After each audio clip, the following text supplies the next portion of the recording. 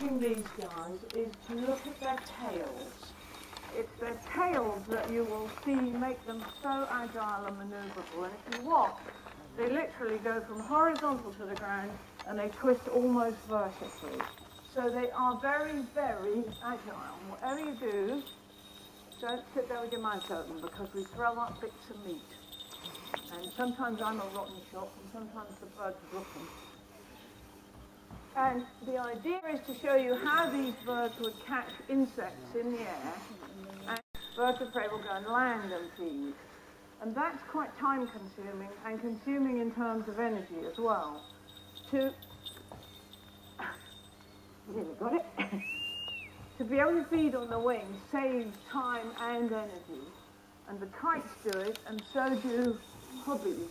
Mainly it's insectivorous birds that can do it, because obviously it's a hell of a job to eat a rabbit up there. Couldn't really manage it, could you?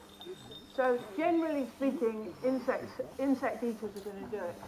And you may have noticed that this kite, one of these kites, when I dropped a bit of meat, actually comes and lifts it off the ground. In fact, for 3 years now, they haven't been in a situation where they could. Do you want to have a breather? And the trick to look at these birds, just look, the beak is relatively weak and so is the feet. The feet are not big. When you've got small feet, the chances are you're going to catch small things. Big feet, big things. It's as simple as that. So the size of the bird doesn't really matter. And in fact, if you look at the red kite, which is a huge bird, it's the biggest of all the kites, it's got tiny feet for its size. In fact, my sparrowhawk's toes are the same length as the toes on the red kite.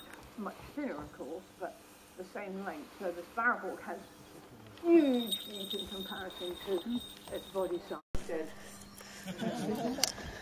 Care to come through again? I love you to do. You know, you have two dirty great things on either side of you called wings. Fancy using them? Yeah, do it. Well done. Now the Egyptian vulture is called the Egyptian vulture not because it comes from Egypt, although it does. It comes from southern Europe, on down through the top half of Africa, and then on through southern Asia and down into India. This is the Indian subspecies, and you can tell that because she has a pink beak.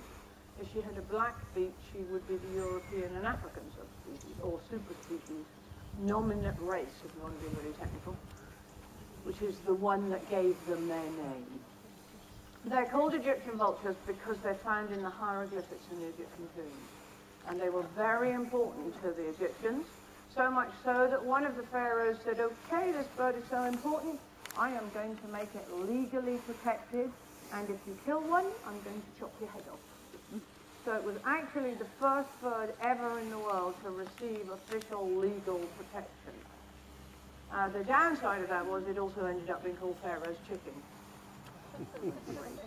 Let you fly 10 feet. One more circuit.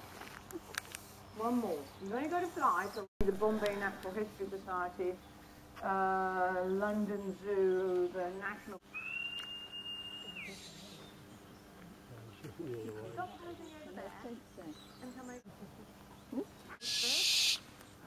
His name is Pan, and he's actually one of the youngsters that we bred here this year at the Centre of. You see how quiet she is. He has a lot to say for himself, but he's incredibly beautiful, actually.